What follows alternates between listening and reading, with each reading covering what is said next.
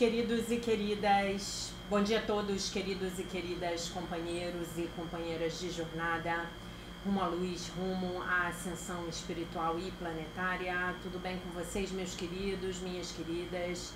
Então, hoje é dia 17 de fevereiro de 2025, segunda-feira, e nós vamos juntos dar continuidade à nossa jornada 2025, uma nova escolha através dos ensinamentos de um curso em milagres. Hoje nós estamos na lição de número 48, que declara: não há nada a temer.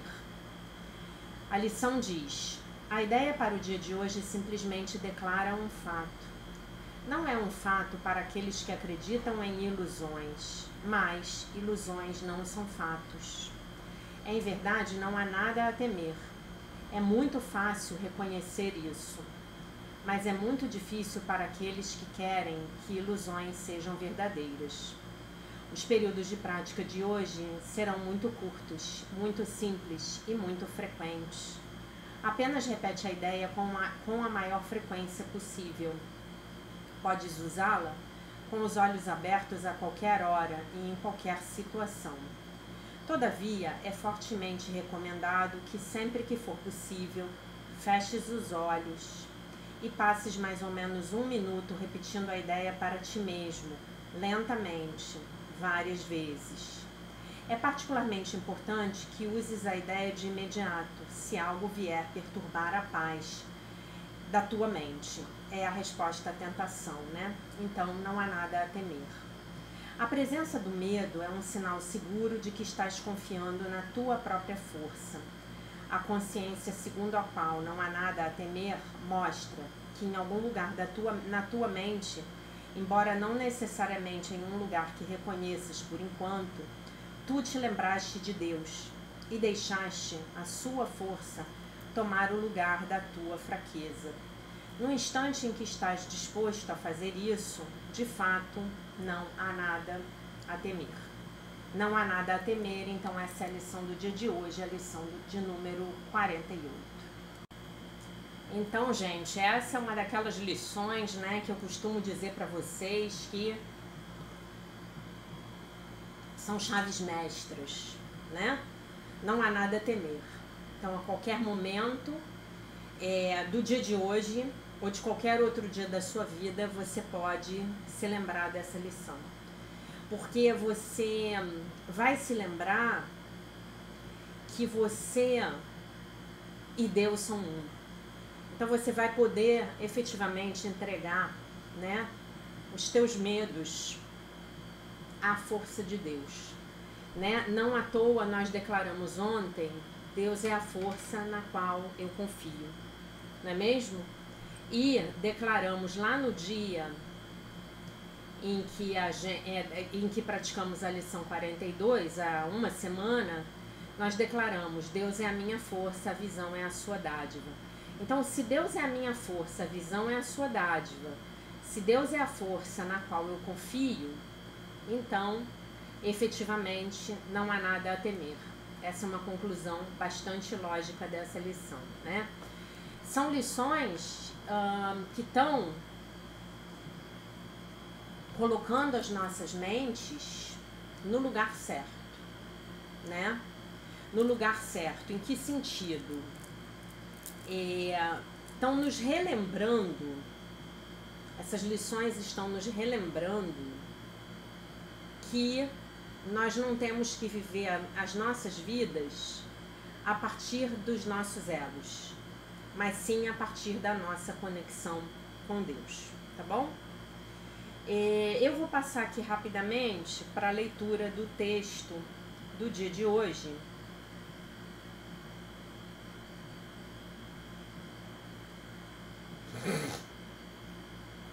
Do livro de Melody Beattie.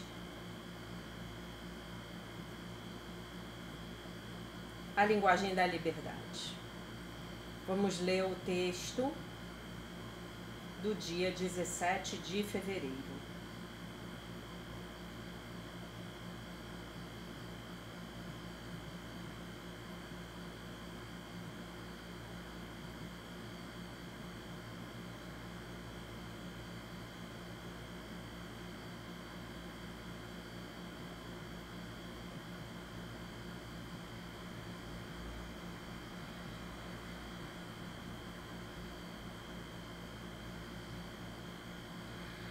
O texto do dia de hoje é intitulado Aceitação. Aceitação, nosso conceito básico de recuperação, que nunca perde o poder de fazer milagres, é um conceito chamado aceitação. Não conseguimos a aceitação da noite para o dia. Quase sempre temos de nos esforçar muito através da miragem dos sentidos. Às vezes raiva, vergonha, pena de nós mesmos ou tristeza. Mas se a aceitação for o nosso objetivo, nós o conseguiremos. O que há de mais libertador do que rir das nossas fraquezas e ser gratos pelos nossos poderes? Saber que o pacote chamado nós, com as nossas emoções, pensamentos, tendências e passado, merece aceitação e nos traz sentimentos de cura. Aceitar nossas circunstâncias é outra cura milagrosa. Para alguma coisa ou alguém mudar, devemos primeiro aceitar a nós mesmos, aos outros e as circunstâncias exatamente como elas são. Depois, precisamos dar um passo mais além. Precisamos nos tornar gratos por nós mesmos ou pelas nossas circunstâncias. Acrescentaremos uma pitada de fé dizendo: sei que as coisas deveriam estar exatamente como estão neste momento. Peraí, gente. Perdi aqui o...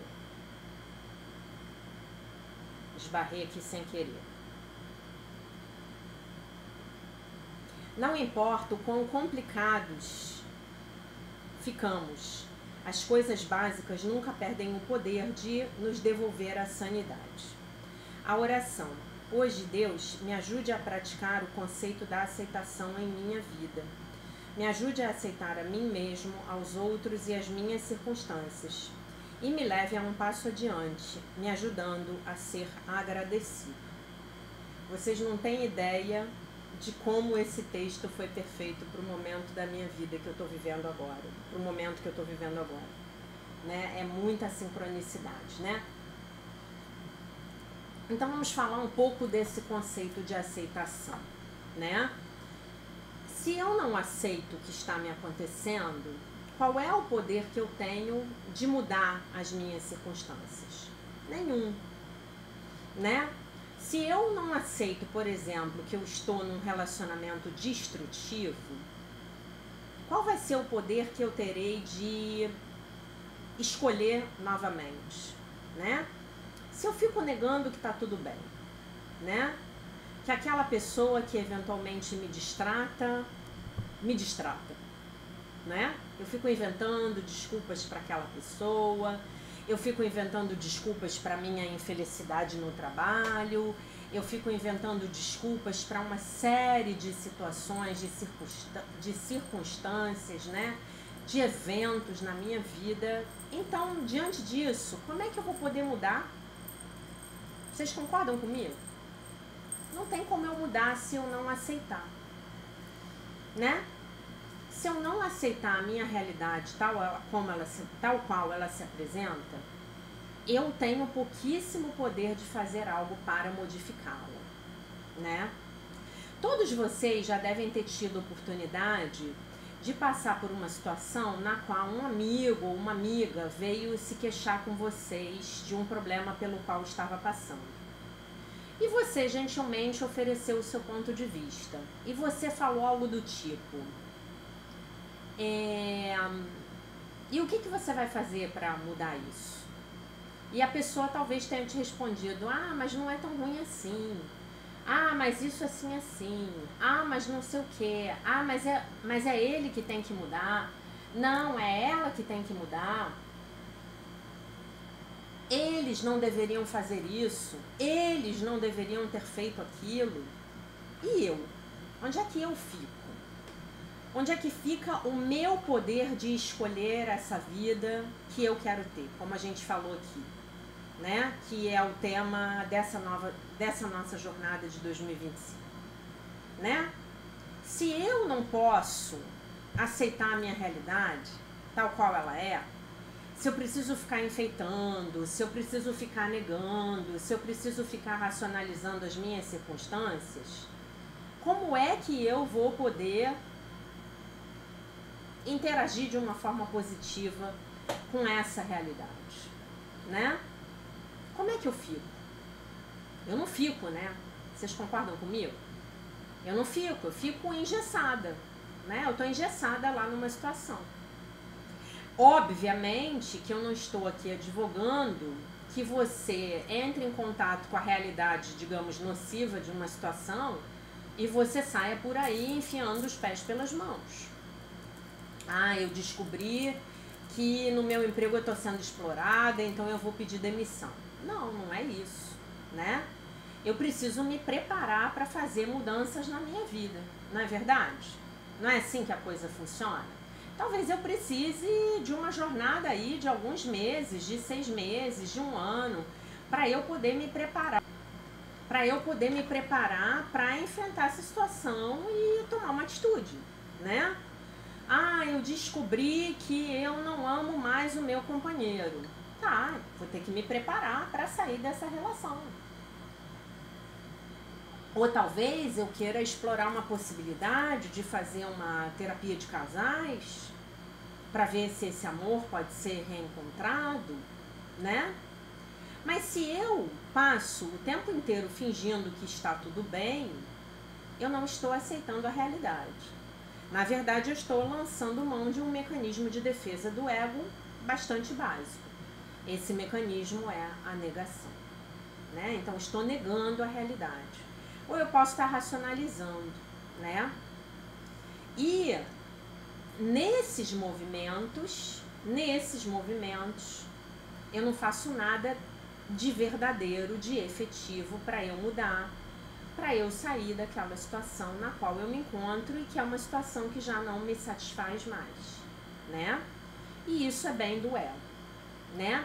E nós vivemos numa sociedade que infelizmente nos incentiva a todo tempo a permanecermos na infelicidade. Não, a vida é assim mesmo. Não, ruim com ele, pior sem ele.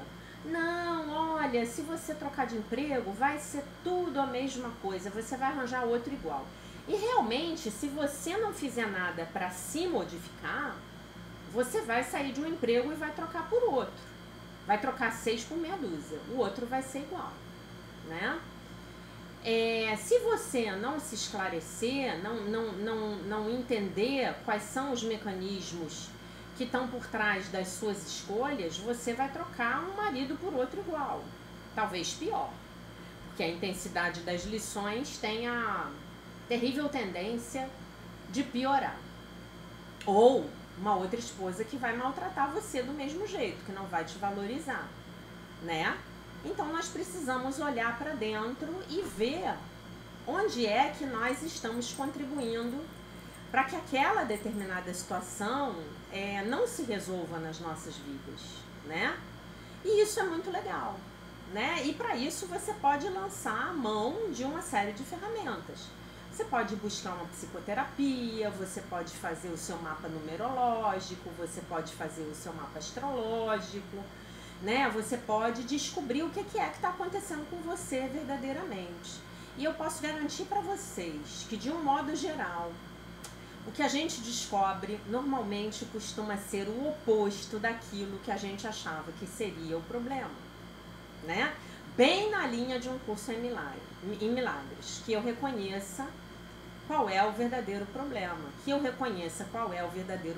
para que então esse problema possa ser resolvido. Na nossa jornada, eu sempre incentivo vocês a praticarem a meditação, né? Porque é no movimento da meditação que nós efetivamente nos reconectamos com o nosso Criador, né? Uns dias a gente medita melhor, com mais perfeição, nos outros dias a nossa meditação sai mais torta, a gente fica lá pensando na lista de supermercado, mas nem que seja um pouquinho, um minutinho, alguns segundinhos, eu já me reconectei com Deus. E quando eu me reconecto com Deus, eu sinto que o amor de Deus está fluindo para mim, né? Eu sinto verdadeiramente que o amor de Deus está fluindo para mim, né? E isso é muito legal, porque é a partir desse sentimento que eu posso começar a me sentir merecedora, merecedor, digna, digno de ter uma vida melhor. De poder fazer essa escolha da vida, então, que eu sei que Deus quer para mim, que é uma vida de felicidade perfeita. Né? Nós ontem falamos disso na live.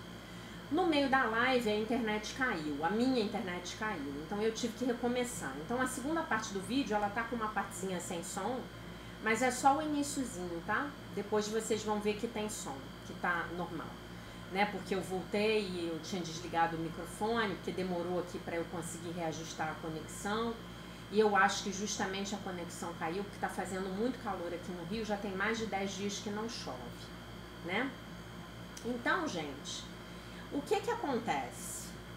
O que que acontece efetivamente? Ah, sim, que eu tava falando na live, né? Na live de ontem nós falamos exatamente sobre isso. De encontrarmos a unidade entre a vontade de Deus e a minha vontade. Porque enquanto eu estou vivendo na ilusão, na fantasia de que eu e Deus somos seres separados, estamos separados um do outro, então eu vou achar que a vontade de Deus para mim é diferente da minha própria vontade. Tá bom? Então a gente falou exatamente sobre isso.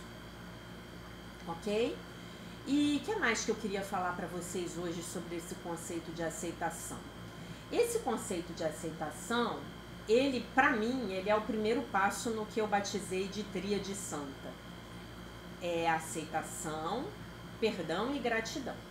Então, primeiro eu aceito que as coisas são como são, né? Então, vamos supor, eu estou desconfiada de que o meu parceiro, o meu companheiro, o meu marido está me traindo, né?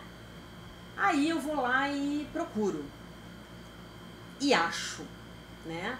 E aí, em primeiro lugar, eu preciso aceitar que o meu parceiro está me traindo. Isso é uma realidade que se apresentou na minha vida.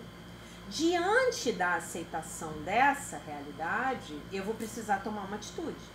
Pode até não ser uma atitude imediata. Eu posso decidir que eu não quero conversar com ele imediatamente. Eu posso decidir que eu vou esperar, né? Normalmente, quando as pessoas estão traindo, né, umas às outras no casamento, normalmente as pessoas deixam pistas, né? Porque inconscientemente elas querem ser descobertas. Elas querem ser descobertas ou para ganhar uma atenção e um limite que elas entendem que não estão recebendo e que querem, né? Que nem criança pequena fazendo arte. Ou então porque realmente elas querem sair da relação e precisam de uma desculpa, né? Muitas vezes o outro é apenas uma desculpa para você sair de uma relação cuja conexão já se perdeu há tempos, né? Esse A é do verbo haver, então ele é H-A, acento agudo, tá? É A com H, há tempos. Então, eu vou confrontada com essa verdade, com esse fato, eu vou precisar ver qual vai ser a atitude que eu vou tomar, né? E aí o passo seguinte é eu perdoar. É eu perdoar o outro, né? E é eu perdoar a mim mesmo. A mim mesma. Porque efetivamente algo se passou naquela relação, algo para o qual eu contribuí, e o resultado foi essa desonestidade, essa mentira, essa falta com a verdade, essa traição, não é mesmo? E aí o passo final é eu agradecer, porque independentemente de qual seja o fim dessa relação, essa traição serviu para me ensinar uma lição. Claro que lá na aceitação eu pedi ao Divino Espírito Santo, por favor, me mostre qual é a lição que eu tenho que aprender com essa situação, né? Por favor, me ensine o que eu preciso aprender. Por favor, me mostre quais são as virtudes que eu preciso desenvolver que eu ainda não tenho. Talvez a virtude seja justamente eu estabelecer os meus limites de uma forma saudável e eu me reapropriar do meu poder pessoal, né? O que eu quero dizer com isso? Parar de alegar que as outras pessoas estão fazendo alguma coisa comigo. Até estão, factualmente estão. Mas a grande pergunta é, por quê? Para quê? Como diria Jung, para quê? Para que contratei esta pessoa para vir me trair na minha vida, como diz a minha professora de fogo sagrado? Para que contratei fulaninho para vir enfeitar a minha testa? Para quê? Onde eu estou me traindo? E aí eu recebo o ouro daquela situação. E ao receber o ouro daquela situação, eu posso agradecer. Um dos ouros da situação, talvez um dos mais importantes, é justamente eu aprender a perdoar. E eu entender que o mal feito do outro talvez seja verdadeiramente aí um pedido de amor, né? E o meu amor vai para o outro não como tolerância, não como uma atitude de capacho, mas como um movimento de perdão. Eu entendo a tua humanidade, eu entendo a tua fraqueza, eu entendo que você, sim, é uma criança ferida, tal qual eu ainda sou uma criança ferida, não é? Porque no fim das contas, se você fez a jornada de cura da criança interior, você já sabe que todos nós somos crianças feridas ambulantes, caminhando para lá e para cá em corpos de adultos, né? Fingindo que somos adultos, brincando de médico, advogado, engenheiro, professor, né? Empregada doméstica, o que seja, né? É aí que nós estamos, né? É aí que a nossa sociedade humana está. Nós aqui caminhando com as nossas feridas expostas, né? E os outros chegam perto da gente e, evidentemente, apertam os nossos botões e as nossas feridas estão lá expostas. Mas, sem esse primeiro passo, que é o passo da aceitação, que é o passo no qual eu paro de negar a realidade e vejo efetivamente o que eu vou fazer. E, gente, às vezes a gente está tão desconectado da realidade que a gente toma um susto quando aquela situação acontece, sabe? E por que acontece isso? Porque nós estamos desconectados de nós mesmos. E aí a sensação é basicamente aquela que me diz assim, puxa, puxaram o tapete sob os meus pés. Eu não estava vendo. A coisa já estava sendo anunciada. E eu talvez, pela minha necessidade, né, eu gostava daquela situação, eu gostava daquele emprego, eu gostava daquela pessoa, né? Então eu fico ali, né? Talvez me demorando mais do que o necessário, como diz um grande amigo meu, né? E por aí vai. Mas o primeiro passo, ele vai ser sempre a aceitação, né? O segundo tem que ser o perdão. E o terceiro, depois do perdão, então se torna possível eu me sentir grato. Eu me sentir grata, tá? E isso vale, dentro da nossa jornada, isso vale para a vida que nós temos hoje. Quaisquer que sejam as circunstâncias da sua vida hoje, mesmo que você esteja muito distante daquela vida que você quer escolher, mesmo que você esteja muito distante da sua prosperidade financeira, da sua felicidade amorosa, do lugar onde você quer morar, enfim, mesmo que isso seja verdade, são esses 3 passos que vão ajudar você a curar a sua vida e vão poder fazer com que você tenha um trampolim para você saltar para essa vida que você quer efetivamente ter. Então, aceite, perdoe-se por ter criado essa vida que você tem hoje, perdoe-se, né? Lembre-se também de que essa vida que você tem hoje, talvez ela tenha sido o teu sonho há 10, 15, 20 anos atrás, né? Talvez hoje você tenha um carro que não é um carro 0 quilômetro, sei lá, um HR-V da Honda, mas teve um dia na sua vida em que você sonhava em ter um carro velho, não é verdade? Então agradeça, porque essa vida que você tem hoje, muito provavelmente, ela é a vida que você sonhou ter no passado. E se parabenize, porque você conseguiu criar essa vida. Não é maravilhoso? Então, se você conseguiu criar essa vida, é claro que você vai conseguir criar essa vida melhor, né? Que você almeja, claro, né?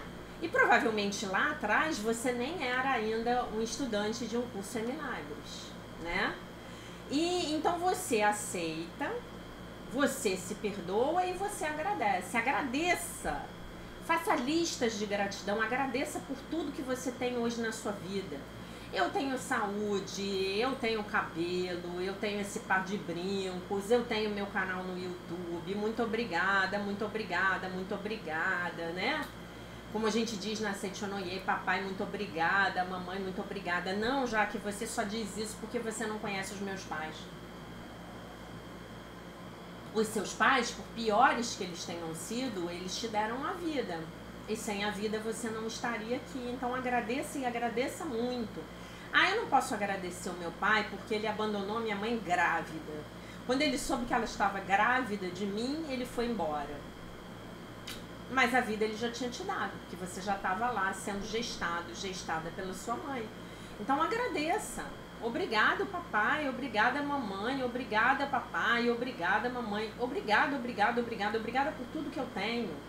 Ah, mas você não sabe, tudo meu é horrível. Se você praticar a gratidão, o universo vai se sentir na obrigação de preencher os teus celeiros, né?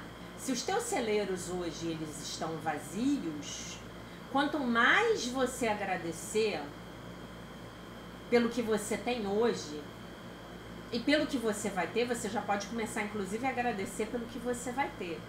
Você vai ver os seus celeiros se encherem. Isso é uma lei. Isso é uma lei. Eu não sei se existe a lei da gratidão, mas se não existe, eu estou inventando agora. Nunca ouvi falar. É a lei da gratidão. A lei da gratidão. E você só chega na gratidão se você tiver praticado, né, antes essa aceitação. Ah, tá, hoje eu tenho um carro velho, mas o meu carro é maravilhoso, muito obrigada. Ah, não, Jaque, mas o meu carro não é maravilhoso, mas você vai fingir que é. Você vai dizer meu carro maravilhoso quando você entrar dentro dele, né? Vocês sabem que eu vou contar uma coisa pra vocês agora? Eu tenho um carro antigo, né? E amo o meu carro e não tenho a menor intenção de trocá-lo. O meu carro ele vai fazer 10 anos de fabricação agora no próximo mês de setembro. E vocês sabem que eu dou beijo no meu carro todo dia? Todo dia quando eu chego em casa de noite, eu dou um beijo no volante do meu carro ou dou um beijo no vidro da porta e falo para ele muito obrigada. Porque você mais uma vez me levou para o trabalho, me trouxe para casa em segurança, você é maravilhoso. E eu sempre falo outra coisa para ele, eu falo assim, meu carro tem nome, tá? O nome dele é Veludo. Eu falo sempre pra ele, eu falo, você é o melhor carro do mundo. Gente, o meu carro ele não enguiça. Não enguiça. Sabe aquele carro que enguiça parado? É o meu carro. Meu carro enguiça parado. Ano passado isso aconteceu 2 vezes. Eu fui ligar o carro, a bateria não ligou, a bateria tinha já ido pro brejo, já estava muito velha. Chamei o socorro mecânico, troquei a bateria. O carro ficou novo em folha. E a segunda vez foi a história do pneu que eu contei pra vocês. Ano passado, que o carro estava parado com o pneu vazio. Então, meu carro enguiça parado. Vocês podem ter ideia do que é isso? Por quê? Porque ele é muito amado. Porque eu sou grata a ele. Porque ele, pra mim, é o melhor carro do mundo.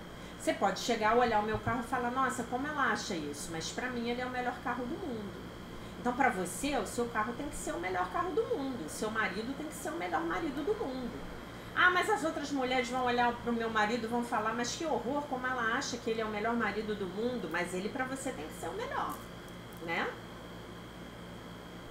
Não é isso? E esse é o princípio da gratidão, né? E o princípio da gratidão, a lei da gratidão, é o que efetivamente vai mudar as nossas vidas. Mas ela só chega se eu tô aceitando a realidade tal qual ela se apresenta. Ah, hoje eu tenho esse emprego aqui que não tô botando em prática os meus talentos, não é o meu dharma ainda, mas é um trabalho que eu amo e que bota comida na minha mesa e que paga o meu aluguel, né? Ou a prestação do meu apartamento. Então eu vou agradecer, vou agradecer, vou agradecer, vou agradecer, vou agradecer. Eu não me canso de agradecer. Tudo é maravilhoso, não é? Não é assim que a coisa funciona? Então é isso. Antes da gente finalizar, eu vou ler mais um texto aqui do Dr. Joshua David Stone, onde ele continua falando das áreas das nossas vidas, da nossa sociedade, que estão infestadas pelo ego negativo. E aí ele vai citar uma área que poucas pessoas acreditariam, né? Mas é exatamente o caso. E a gente já vai entender o motivo. Agora vamos dar uma olhada para os esportes.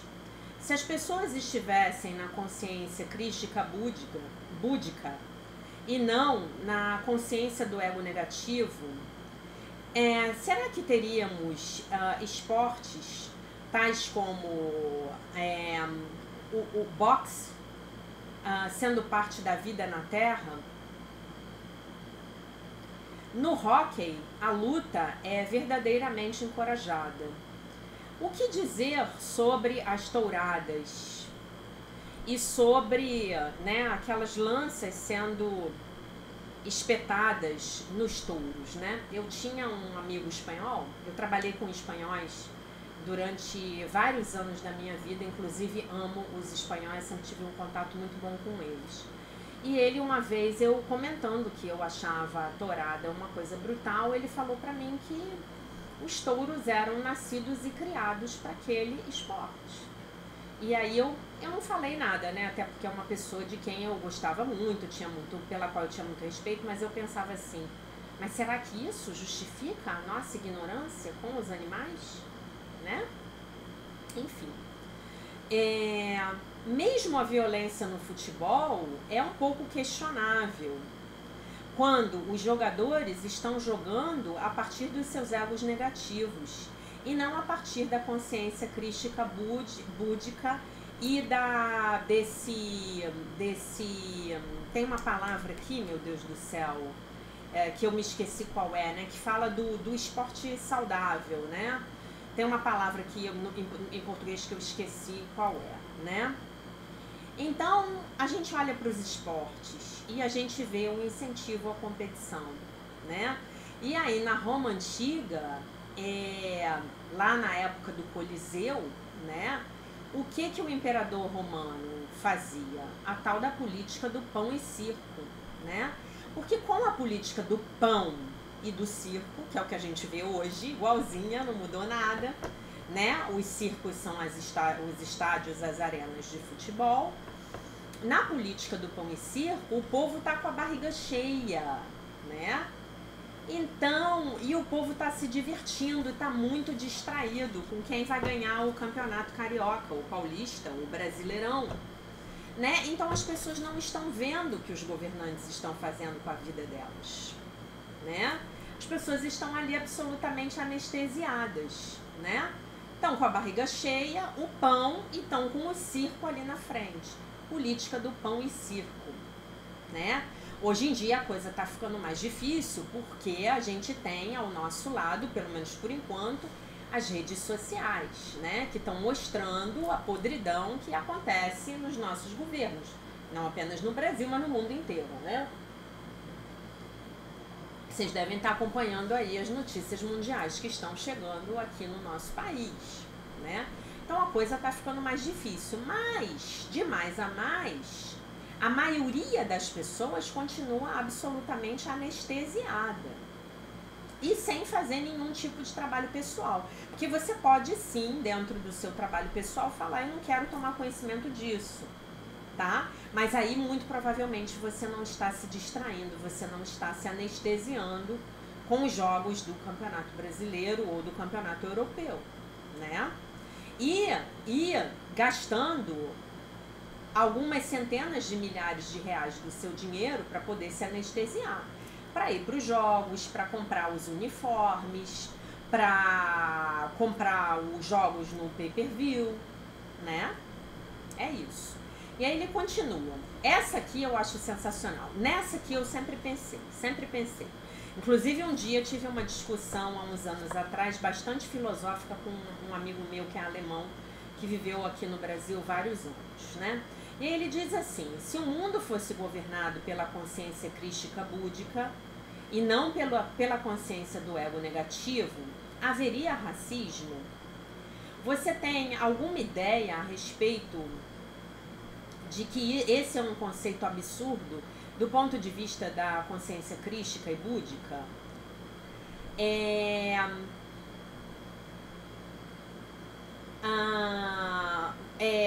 Do ponto de vista da consciência crística e búdica, todas as pessoas, independentemente da cor de sua pele, seriam consideradas, porque são, isso é a verdade, encarnações de Deus.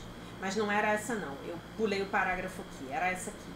Haveria pessoas, moradores de rua, se a consciência da nossa sociedade e dos nossos povos não fosse governada pelo ego negativo, né?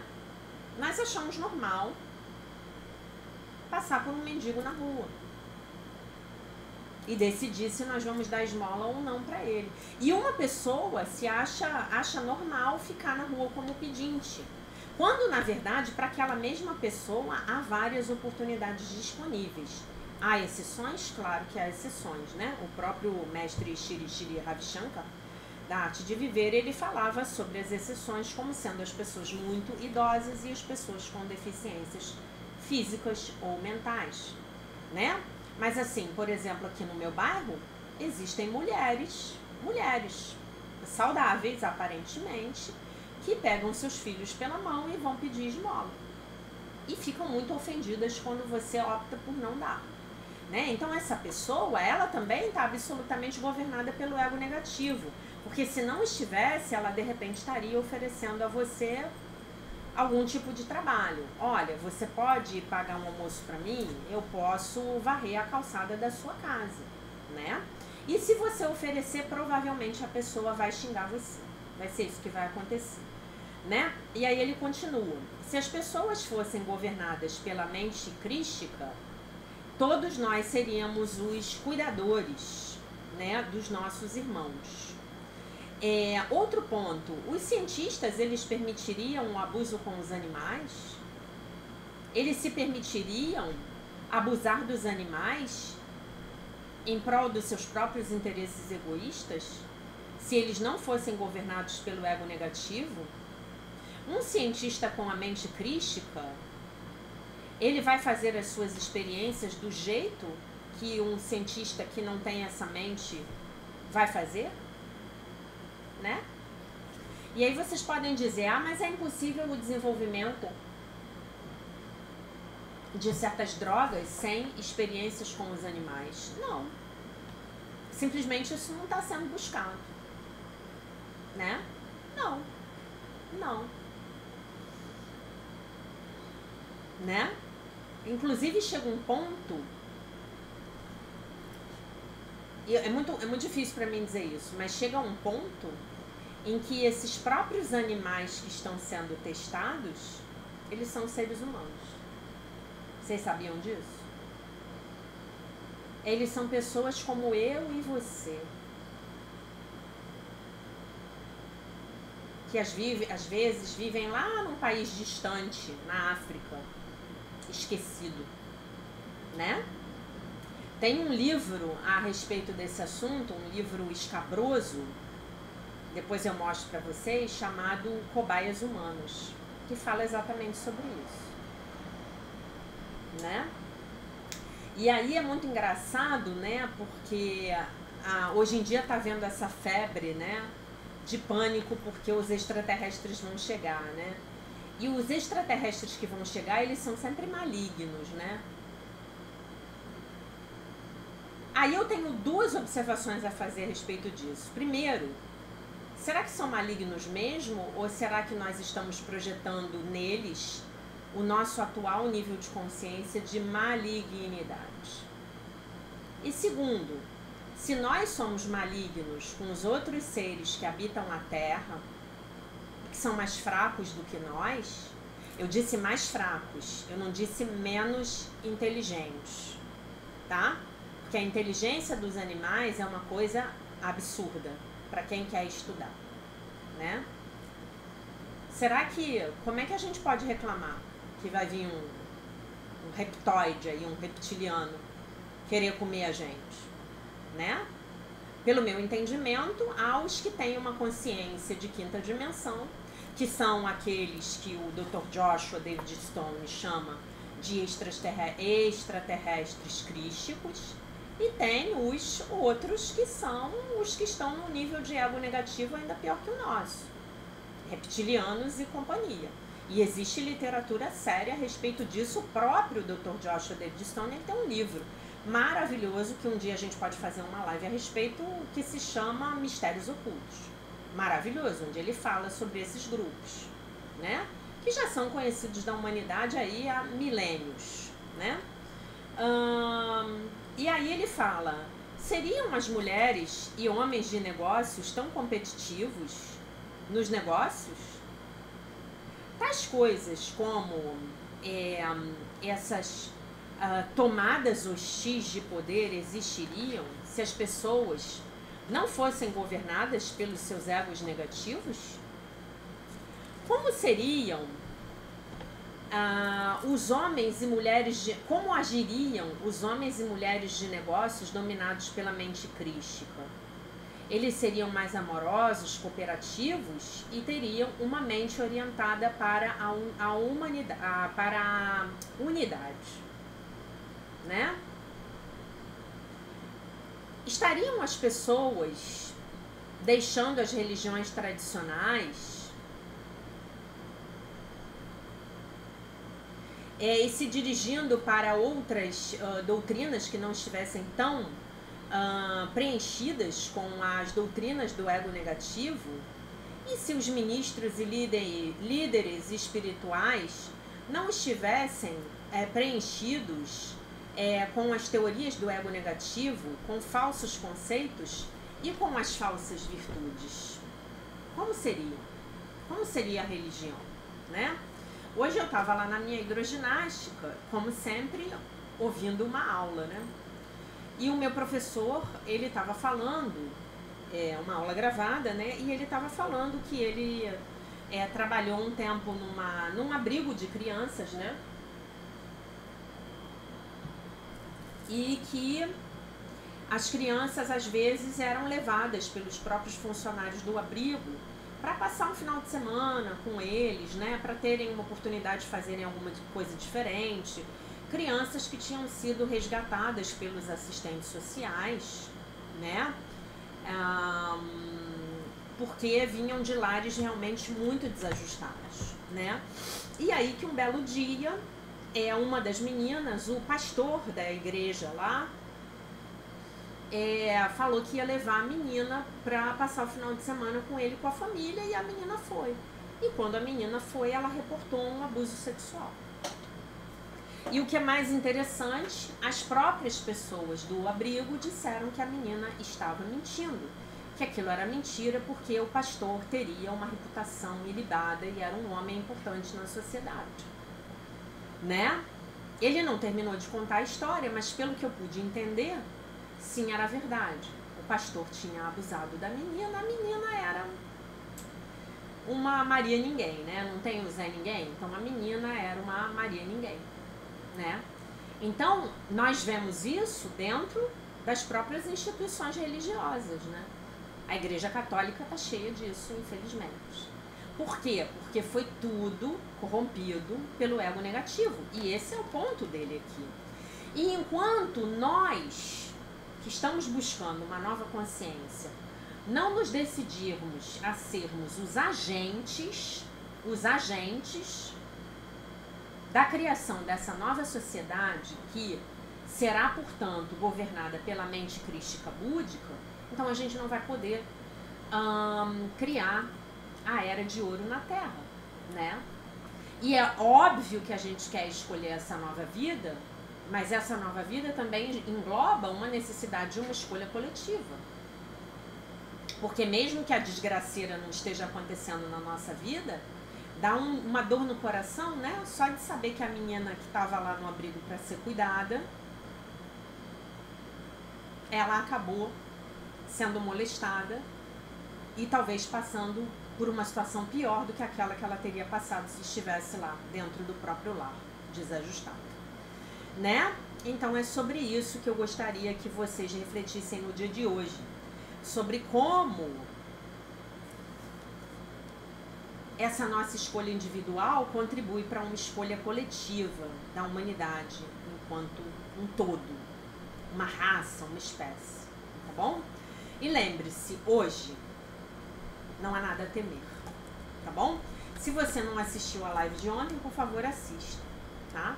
Se você ainda não fez um Pix para mim no valor mínimo de R$11, por favor, faça. Contribua com o meu trabalho, valorize, apoie. Este canal não é monetizado, porque ele é muito pequeno ainda, tá bom? Então, essa era a mensagem para o dia de hoje. Eu deixo vocês com a paz de nosso Senhor Jesus Cristo, com um beijo imenso. E se Deus quiser, nós nos vemos novamente amanhã.